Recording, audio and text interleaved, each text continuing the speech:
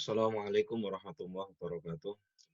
Ya, menjawab beberapa pertanyaan yang masuk di kelas menulis online 90 hari menulis buku, yaitu bagaimana cara kreatif menulis artikel.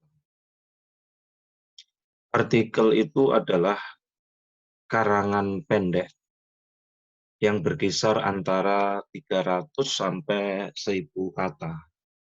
Biasanya membahas tema tertentu yang ditujukan untuk menyampaikan pikiran terhadap sebuah realitas, baik berupa fakta, konsep, atau pendapat tertentu. Secara garis besar, teman-teman sekalian, langkah menulis artikel itu dapat kita bagi menjadi 5 poin penting. Jadi yang pertama, pasti tentukan tema. Tema harus spesifik, karena semakin spesifik, semakin menarik minat baca. Yang kedua, tetapkan tujuan penulisan. Kebanyakan artikel, apalagi dalam artikel jenis deskripsi dan narasi, itu tidak menyatakan tujuan penulisan secara tersurat, namun adalah tersirat. Yang ketiga, rumuskan ide pokok masalah. Biasanya perumusan masalah di dalam bentuk pertanyaan, hanya saja dalam penulisan artikel skripsi dan narasi, rumusan masalahnya tidak tersurat, tetapi tersembunyi di balik alur tulisan. Kemudian yang keempat, kembangkan tema. Ya, tema dan pembahasan sesuai dengan jenis artikel. Baru yang terakhir, buatlah kesimpulan. Secara umum, itulah langkah-langkah yang harus dilakukan ketika kita menulis artikel. Berikutnya adalah artikel deskripsi. Jadi sebelum menulis artikel kita harus tentukan jenis artikel kita itu apa, karena masing-masing jenis nanti akan ada beda kekhasan. Artikel pertama adalah artikel deskripsi. Jadi artikel deskripsi itu karangan yang bertujuan untuk menulis gambaran suatu fakta, sehingga kemudian pembaca itu dapat membayangkannya di dalam benaknya. Nah, seringkali dijuluki artikel deskripsi itu artikel gambar. Jadi maksudnya gambar itu dia melukiskan, menggambarkan. Jadi 100% artikel ini berisi gambaran keadaan, gambaran kejadian, dan peristiwa. Bagaimana cara penulisan deskripsi? Pertama, tentukan objek. Jadi baik berupa keadaan atau konsep yang mau dideskripsikan. Kemudian tujuan penulisannya. Tadi saya katakan penulisan deskripsi itu adalah tersirat, bukan tersurat. Kemudian rumusan ide pokoknya juga tersirat. Jadi orang nanti setelah membaca baru dia memahami, oh inilah idenya.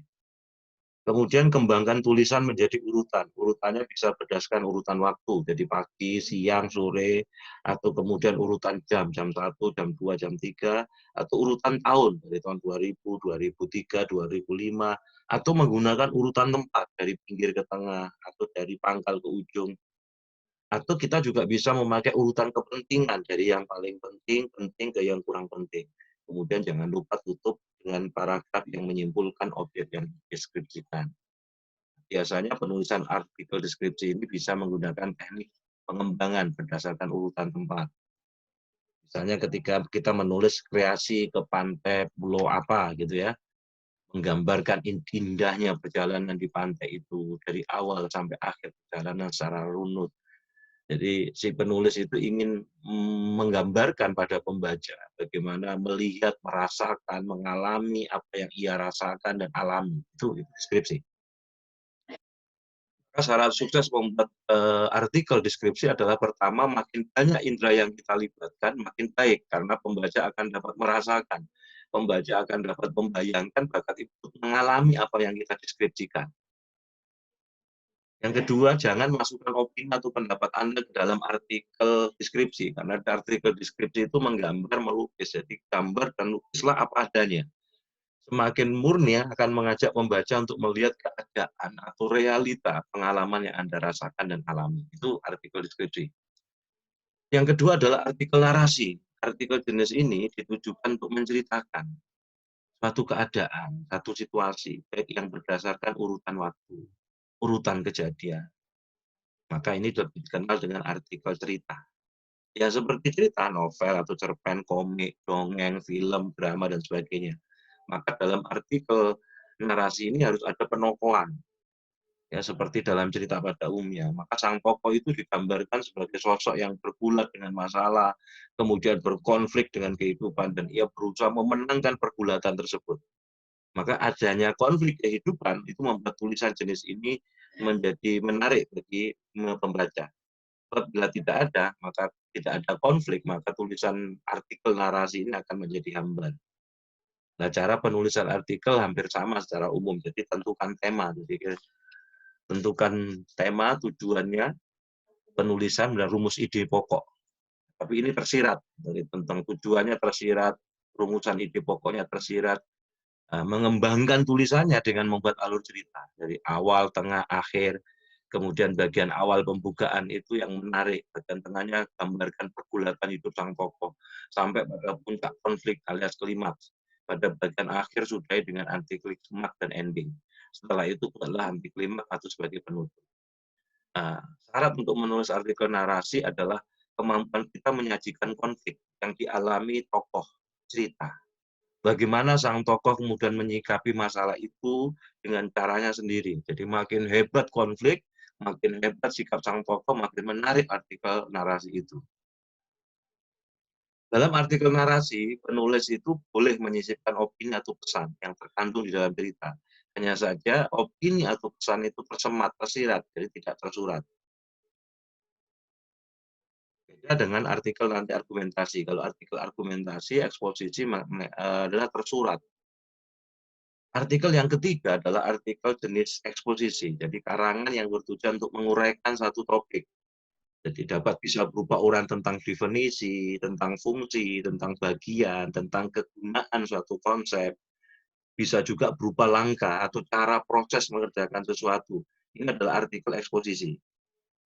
Nah, disebut dengan artikel pameran. Nah, kenapa disebut dengan artikel pameran? Sebab ciri khas artikel ini adalah memamerkan poin-poin, urutan angka-angka, tahap demi tahap, mengajarkan definisi, dan sebagainya. Terkadang terdapat unsur opini pribadi di dalam artikel ini. Nah, cara penulisan artikel eksposisi adalah 5 tadi. Yang pertama adalah tentukan tema. Kedua, tentukan tujuan. Nah, tujuannya kalau artikel eksposisi adalah tersurat, bukan tersirat. Kemudian rumusan ide pokoknya juga tersurat. Kembangkan tulisan sesuai dengan tujuan. Jadi bila karangan itu ditujukan untuk menjelaskan pengertian, maka kembangkan karangan dengan menyajikan data, fakta, untuk menguatkan definisi atau proses. Jadi bila Anda ingin menjelaskan cara, maka buatlah tahapan-tahapan dari awal sampai akhir secara sistematis. Bila Anda ingin menjelaskan kegunaannya, maka buatlah kegunaannya itu satu persatu. Dan bila karangan itu ditujukan untuk menjelaskan proses, maka detailkan prosesnya. Baru kemudian berikan kesimpulan. Contoh artikel ini dapat kita temui banyak bertebaran di internet yang berkenaan dengan definisi, fungsi, manfaat, peran, atau artikel yang berisi panduan untuk melakukan sesuatu alias how to. Nah, jenis tulisan pada contoh ini memang berjenis how to, yaitu cara menulis apa? Cara kreatif membuat keripik, cara kreatif memanfaatkan barang rongsokan. Nah, itu how to. Jadi artikel eksposisi khususnya jenis how to ini adalah artikel yang paling mudah digarap. Sebab kita menulis hal-hal yang bersifat praktis, jadi tanpa penjabaran, tanpa analisa yang mendalam. Nah, berikutnya yang keempat adalah artikel argumentasi. Nah, artikel ini berupa karangan opini. Nah, inilah bisa pendapat pribadi, pendapat organisasi atau lembaga. Biasanya artikel opini ini penulisannya dilatar belakangi oleh kritik terhadap satu pendapat, satu keadaan, satu kebijakan. Sehingga kemudian penulis memasukkan opini pribadi atau kelompoknya ke dalam tulisan secara vulgar, tentu dengan data, dengan fakta yang mendukung. Sehingga pendapatnya bisa menarik dukungan dari pembaca. Kita disebut dengan artikel pendapat, artikel argumentasi. Cara penulisannya sama, tentukan masalah, tema, kemudian tujuannya tersurat, rumusan masalahnya juga tersurat, kemudian kembangkan karangan dengan menyajikan data, fakta, untuk menguatkan pendapat sendiri, dan juga dapat melemahkan pendapat orang lain kalau ada, kemudian diperkuat dengan teori, berkuat dengan dalil, atau kemudian testimoni, kemudian berikan kesimpulan. Jadi artikel argumentasi ini jenis yang paling sulit ketika ditulis oleh seorang pemula, karena ini perlu berburu data, berburu fakta, fakta yang kuat, yang meyakinkan untuk mendukung pendapat kita. Di samping itu sering saya melihat banyak penulis pemula yang mengeluh opininya kenapa tidak dimuat di koran atau surat kabar tertentu, padahal sudah mencobanya berkali-kali. Jadi sebenarnya beropini atau berargumen itu mudah, asal alasan kita ini meyakinkan.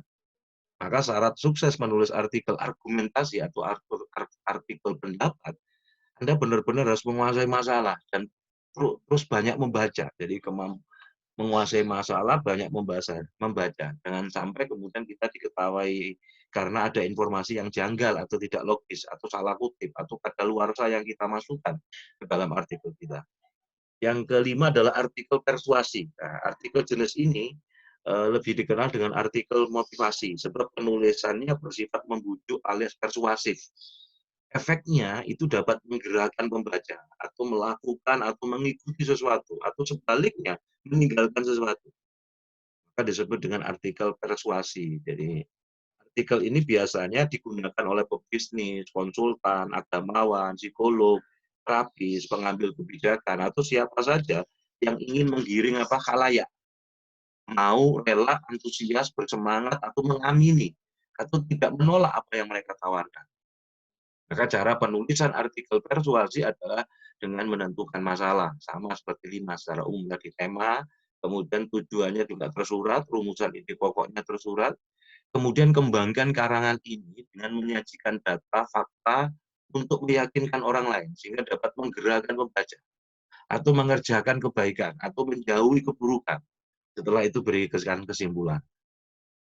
Nah, artikel persuasi ini banyak sekali bertebaran di blog-blog internet. Hampir semua artikel ini bersifat persuasif. Jadi kita akan benar-benar sukses menulis artikel jenis ini ketika kita harus mengalami, kita harus merasakan apa yang kita ingin orang lain alami dan rasakan, sehingga kemudian kita bisa bersemangat untuk mempersuasif orang, untuk mengikuti pesan di dalam tulisan kita. Bila kita bersemangat, maka pembaca pun juga akan bersemangat membacanya. Jadi harapan kita mudah-mudahan mereka ini tergugah menyetujui ajakan kita. Ini adalah artikel persuasif. Gambaran 5 artikel ini, saya kasih sebuah tips agar bagaimana tulisan-tulisan kita ini mampu menghipnotis pembaca. Nah, di antaranya ada 5 rahasia agar tulisan kita ini betul-betul menghipnotis atau mempesona pembaca. Yang pertama adalah adanya keterlibatan. Jadi semakin pembaca terlibat, semakin cenderung mereka membeli produk kita. Jadi kalau kita misalkan menawarkan satu produk, ketika Anda meminta mereka untuk memesannya, jadi ajukan pertanyaan, minta mereka menyelesaikan suatu tugas, buatlah situs Anda itu kayak interaktif. Jadi kalau tulisan kita ada keterlibatan dari pembaca, itu menjadi sesuatu yang bisa menarik orang. Kemudian yang kedua, berikan pilihan, ada pilihan. Jadi berikan pilihan yang sama-sama menguntungkan Anda maupun pembaca. Kemudian ego, puaskan ego mereka, tapi dengan tulus. Ya, jangan berbohong dan jangan menyesatkan. Kita semua menginginkan sanjungan, jadi memuaskan ego. Yang keempat, imbalan. Berikan imbalan pada orang-orang yang menuruti permintaan Anda misalnya. Beri mereka bonus, hadiah, tambahan yang tak terduga. Hal itu menciptakan nilai dan menghilangkan rasa sesal pembeli dan memuaskan ego. Dan yang terakhir adalah keingintahuan. Ciptakan keingintahuan pembaca. Kalau Anda sudah memahami apa yang saya sampaikan dalam kelas menulis online hari ini, maka saatnya sekarang Anda mencoba dan Anda berlatih. Segera buat tulisan dan praktekkan 5 rahasia ini, dan Anda boleh memilih jenis-jenis tulisan tadi. Apakah jenis artikel deskripsi, artikel narasi, kemudian artikel eksposisi, memaparkan sesuatu, atau artikel argumentasi, atau artikel persuasif. Selamat menulis.